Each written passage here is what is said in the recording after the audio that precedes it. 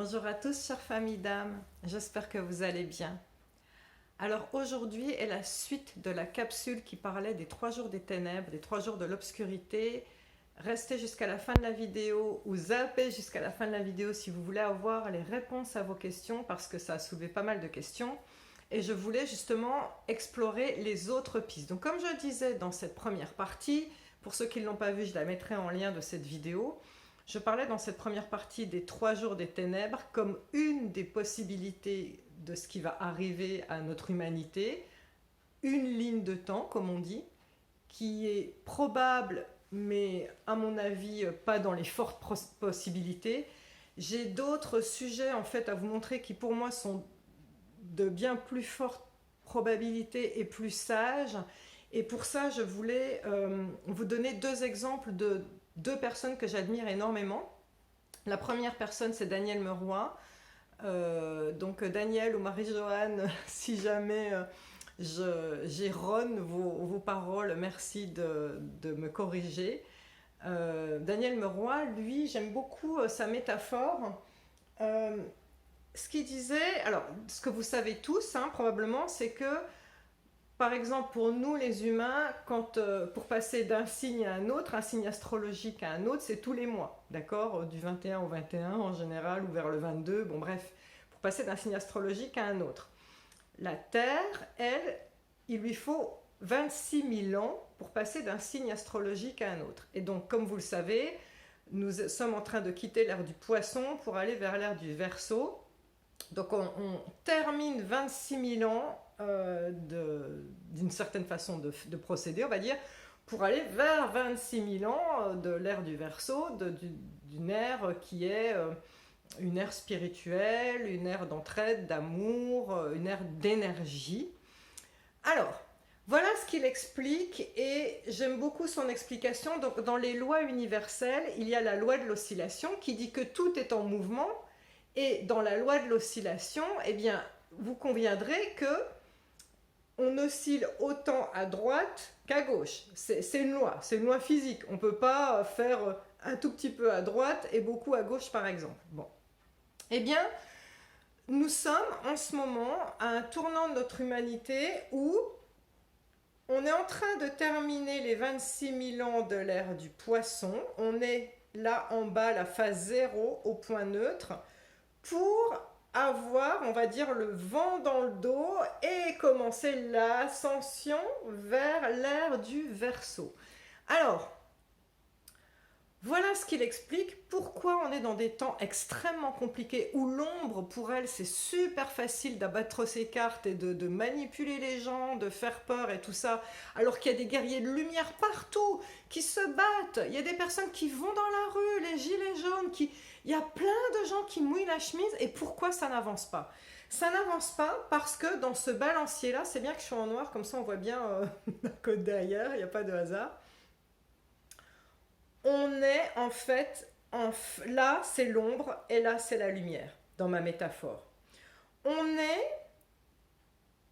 L'ombre, elle a eu toutes ces années d'accélération. Et là, quand le balancier est vers le bas, il y a déjà tout ça d'énergie qui lui permet de descendre. Ça fait des millénaires que l'ombre prépare ses plans. Des millénaires. Il y en a plein d'entre vous qui le savent. Ça commençait déjà avant Jésus. C'est pour ça que Jésus est venu sur terre. D'accord? Le pauvre. Voilà, on est là, on a son héritage hein, pour continuer. L'énergie christique est en nous et on a son héritage pour continuer à faire de faire rayonner la lumière. Donc, l'ombre bénéficie de l'accélération. Sauf que là où on en est, d'après Daniel Meroy, on est situé là. Donc, il reste un moment où l'ombre va encore agir. Et après, eh bien, on va bénéficier de la lumière de un renouveau et une poussée sous les fesses. Et là, l'ombre va exploser et tout va être révélé et on va aller enfin vers des jours meilleurs avec des vraies prises de conscience et des personnes éveillées qui vont vers un nouveau monde et tout ça. Alors, sa date à lui, c'est 2030. Lui, il pense qu'on n'est pas au point zéro. Le point zéro est 2030. Et à partir de 2030, pof, on passe par là. Donc vous voyez, on est à peu près à cet endroit-là. Euh, Moi, j'ai souvent la date de 2025 en tête, ce qui est sûr pour moi, personnellement, mais en même temps, je ne suis pas médium, moi je suis guérisseuse, c'est-à-dire que je me laisse traverser par les énergies pour aider les gens dans l'instant présent. Donc, ne prenez pas surtout mes mots sérieusement, mais moi, personnellement, j'ai la date de 2025, je suis persuadée, tiens, c'est un petit papillon pour vous, pour la Renaissance, je suis persuadée que avant 2025, ça va être très très compliqué pour tout le monde. Maintenant, comme vous disait Daniel Meroy, c'est point zéro 2030. Donc de toute façon, là, on est dans quelque chose de difficile. Il faut tous se serrer les coudes et s'accrocher. Maintenant, je voulais vous parler d'une autre théorie qui ne va pas contre celle de Daniel Meroy. Alors Daniel Meroy, pourquoi je parle de lui, parce que ses preuves ne sont plus à faire, il a fait des dizaines de livres et c'est un grand monsieur. Voilà, donc je vous invite à aller voir ses écrits si vous ne l'avez pas fait. Donc pour moi, c'est un gage de sérieux. Voilà. Autre personne justement qui est un gage de sérieux, je vous montre un de ses livres. C'est, alors je le dis en anglais, puisque la personne qui le canalise s'appelle Lee Carroll et il s'appelle Cryon. Donc, pour faire vite, il y a plein de livres de Lee Carroll et de Cryon, donc. Cryon a commencé à se manifester en 2012, pile au moment de la bascule, en fait, vers les énergies de la 5D. Et il se trouve qu'il a choisi ce monsieur qui est assez âgé, qui s'appelle Lee Carroll, qui était un monsieur très sceptique et scientifique à la base. Et en fait, Cryon est une entité qui vit en 7e dimension. Donc, je vous rappelle que nous, on est en train d'aller à la 5e dimension. Qui vit en 7e dimension. Est-ce que c'est une entité unique ou un groupe de personnes? On ne sait pas. Mais en tout cas, il se trouve que Cryon passe par Lee Carroll, le monsieur, donc qui écrit, qui est le channel, le canal. Et c'est juste magique parce que le rôle de Cryon est de nous amener vers la 5e dimension. C'est un peu comme Maître Saint-Germain, qui est le maître ascensionné, qui nous guide avec sa flamme violette. Cryon, lui, si vous allez sur le site de Lee Carroll, donc ça s'appelle Cryon @Lee Carroll, donc L2E CARO2L.com. Cryon à leecarroll.com. C'est le site en anglais, mais de toute façon, si vous tapez Cryon, donc Kryon, vous verrez plein de YouTube, malheureusement en anglais. J'ai fait une chaîne en anglais qui s'appelle Sandy Muller. Si vous voulez y aller, je vous mettrai le lien, où il y a justement ce livre-là, pour ceux qui savent lire en anglais, qui savent écouter l'anglais. Ce livre-là qui est gratuit en anglais, qui est juste fantastique. Sur ma chaîne, et juste pour la petite info, pour la parenthèse, sur ma chaîne j'y mettrai la petite carte du jour en anglais plus tard, si vous voulez vous abonner. Donc bref, je ferme la parenthèse. Cryon, lui, il a fait plein de canalisations sur qu'est-ce qui va se passer, et pareil, c'est pas pour tout de suite. Lui, c'est même plus loin que Daniel Meroy. Son point à lui, quelque part de vent en poupe, on va dire, il est en 2040. Et voilà la logique qu'il apporte, et je trouve qu'elle fait sens aussi. Lui, il fait référence à Moïse. Il dit, Moïse, quand il a erré avec son peuple dans le désert, il a erré pour trouver la terre promise, il a erré pendant 40 ans. Pourquoi pendant 40 ans? Il y a une logique énergétique là derrière. 40 ans parce que il est parti avec des adultes, et des enfants aussi, mais des adultes qui avaient vécu des moments d'oppression, des moments de soumission. Si il avait fallu 1 an pour qu'ils trouvent la terre promise, ces personnes auraient eu dans leur ADN, dans leur énergie, cette mémoire de soumission.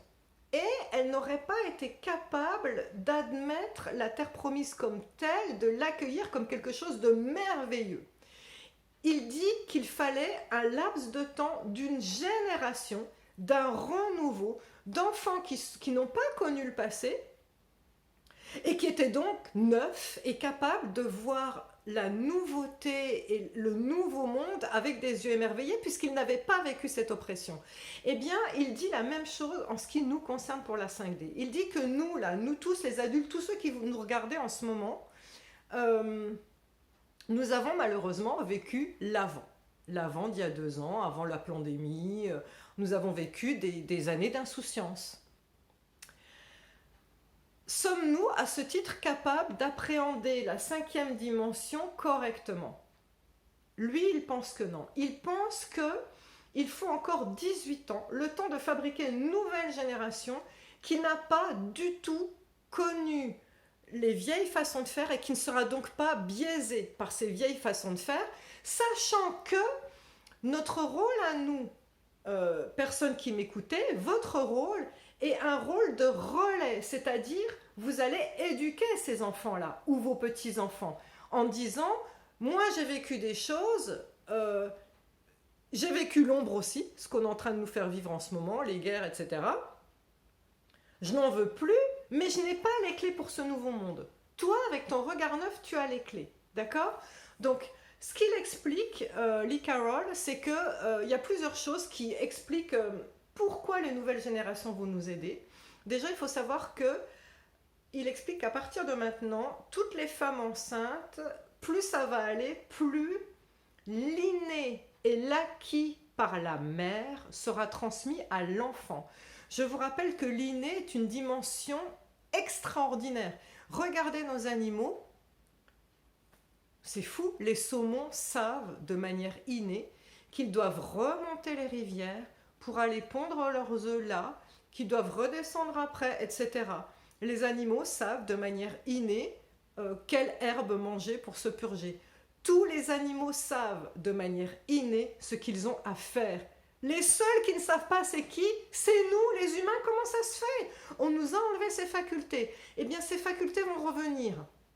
L'inné de la mère est acquis une bonne fois pour toutes et il sera transmis à l'enfant.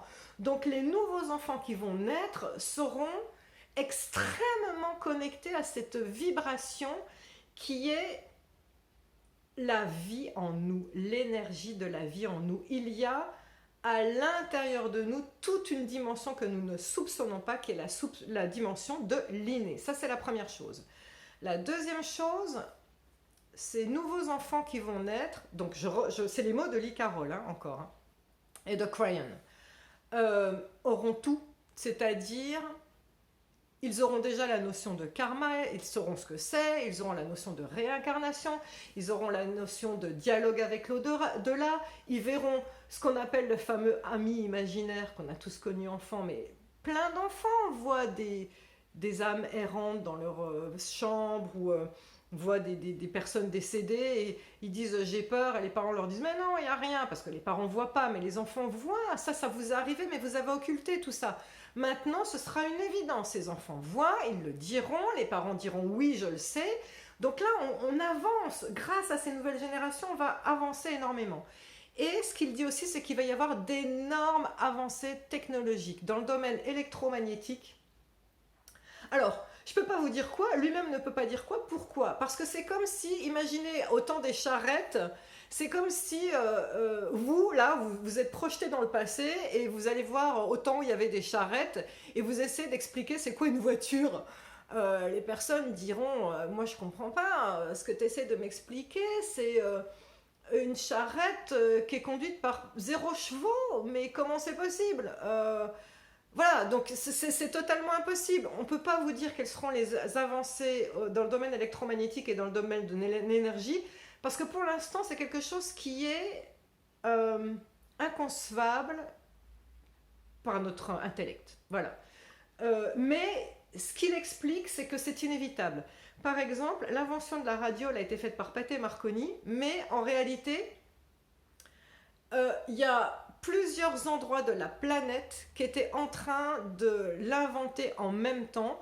Donc on a dit que c'est Pathé Marconi qui a inventé la radio, mais faux, parce qu'il paraît qu'il y avait aussi des Français qui l'avaient inventé de leur côté.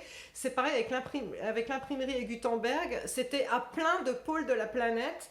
L'énergie était là, elle était dans la mémoire akashique, et les personnes qui étaient capables de la puiser sont les personnes qui ont inventé. Donc, c'est inévitable, ces avancées technologiques. Il y a une personne qui sera labellisée ou un groupe de personnes en tant qu'inventeur de nouvelles technologies, mais de toute façon, si ce n'est pas cette personne, ce sera une autre à un autre pôle de la planète parce que tout le monde est en train d'avancer sur ce sujet. Voilà.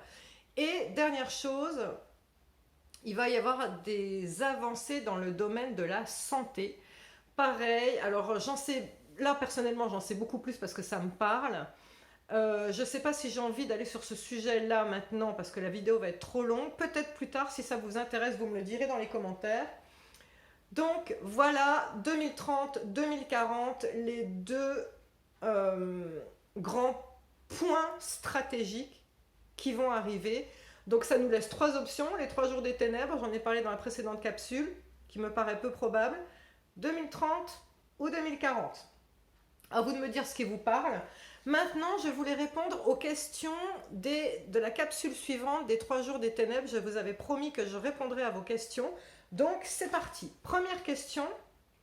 J'ai entendu que les personnes picousées, je fais exprès de dire ce mot, la personne aussi, hein, vous le savez, que les personnes picousées mourraient lors de ces 3 jours des ténèbres. Qu'en pensez-vous? Ma réponse, c'est bien sûr que non.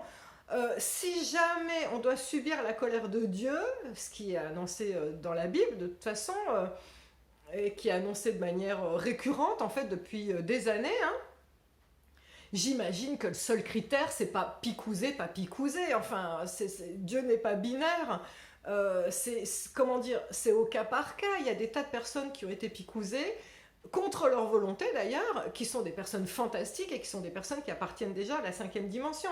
Donc, ne croyez pas tous ces trucs qui sont là pour faire peur. En réalité, moi, ce qui me gêne dans ces fameux 3 jours des ténèbres qu'on voit là fleurir de partout sur YouTube, c'est que ça sert l'ombre parce que ça fait peur à tout le monde. Donc ça, c'est une chose. Une autre personne m'a posé la question, est-ce que le cancer fait partie des épreuves initiatiques des fameux 3 jours? Parce que je disais, dans ces 3 jours, c'est plus à prendre de manière métaphorique, c'est-à-dire vous risquez d'avoir une dépression, un burn-out, quelque chose qui va vous plonger dans les ténèbres et vous allez en ressortir grandi.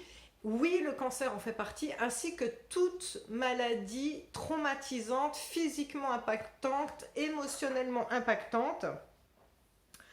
Donc, il faut savoir qu'un cancer transforme radicalement la personne qui le vit et je ne suis pas en train de dire que c'est la 5e dimension qui crée votre cancer pour que vous en soyez là. Ce que je veux dire par là, c'est que ce soit une dépression, un burn-out, un cancer ou toute maladie grave, il y a des causes qui l'ont fait venir. Le stress, un trauma de cette vie-ci, du transgénérationnel que vous traînez, quelque chose de karmique que vous traînez, quelque chose de l'extérieur que vous aurez pris qui a causé ce cancer, ou ce cancer par exemple, je pense à l'alcool, au tabac, à d'autres choses, d'accord, des choses cancérigènes qu'on aurait ingérées. Donc la maladie est là, mais la maladie fait partie probablement de votre contrat d'âme et elle va servir de levier pour que vous suiviez ce parcours initiatique pour renaître à vous-même et pour grandir spirituellement.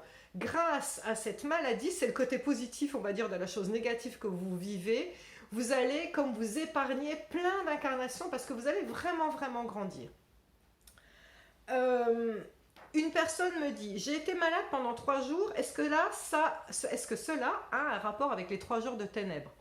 Alors, si on prend les 3 jours de ténèbres de manière métaphorique, c'est pas 3 jours. Ce serait trop facile de dire, voilà, j'ai une grosse grippe pendant 3 jours, est-ce que je suis débarrassée pour toujours? Non, non, non. Là, on passe de la 3e dimension, qui est une ère de commerce, de manipulation, d'avancées technologiques, certes, mais on va en avoir d'autres bien mieux énergétiquement parlant, mais une ère de domination, vraiment, avec la hiérarchie, hein, qu'on n'aura plus dans la 5D, à une ère d'ouverture à tout point de vue. Je suis désolée, ce serait bien s'il suffisait d'avoir 3 jours de grippe pour s'en sortir, mais je crois pas. Je crois que... Alors, outre ceux qui auront un gros problème qui peut leur permettre de passer un énorme palier, comme monter plein d'escaliers d'un coup, je pense qu'on va avoir ça va être cyclique. Il va y avoir des cycles où parfois ça ira bien, parfois ça ira pas bien. Et en fait, c'est des cycles ascensionnels. C'est-à-dire, c'est plutôt en spirale et on va monter et régulièrement, il y aura des coups de mou et des choses difficiles, mais on sera tous capables de les transcender. Vous inquiétez pas. Mais ne vous focalisez pas sur ce mot 3 jours. C'est pas parce que vous êtes malade 3 jours que vous êtes débarrassé. Ça, c'est très important de le comprendre. Une autre personne a dit « En ce moment, je suis sujette à d'énormes fatigues. Comment aller mieux ?» Alors, ce qu'il faut comprendre, c'est que ces énormes fatigues qu'on vit tous sont normales. C'est un tiraillement entre l'ombre et la lumière. C'est-à-dire, l'ombre est en train de bastonner au maximum pour baisser nos vibrations. C'est-à-dire qu'on vous parle de guerre, on vous parle de pandémie, on vous parle de passe, des 3 jours de la des 3 jours de la guérison, pardon, des 3 jours des ténèbres, pour moi, est-ce que ce serait pas aussi un plan long pour baisser notre vibration et nous faire peur? Peut-être, je sais pas. Mais en tout cas, on vous parle de tas de trucs qui font peur. Ça baisse nos vibrations.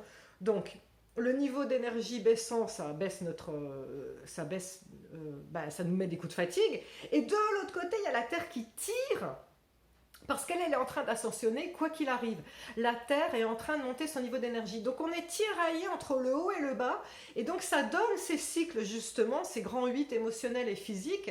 Et donc ça donne des énormes coups de fatigue. Qu'est-ce que faire? Les accueillir. Vous ne pouvez pas agir dessus. Bien sûr, le mieux serait aller dans la nature, se ressourcer. Le mieux serait de méditer, le mieux serait, dans la mesure du possible, d'écouter son corps et de se reposer, c'est du bon sens. Mais à part ça, il n'y a rien à faire que d'accueillir les choses. Voilà. J'espère avoir été concise et claire.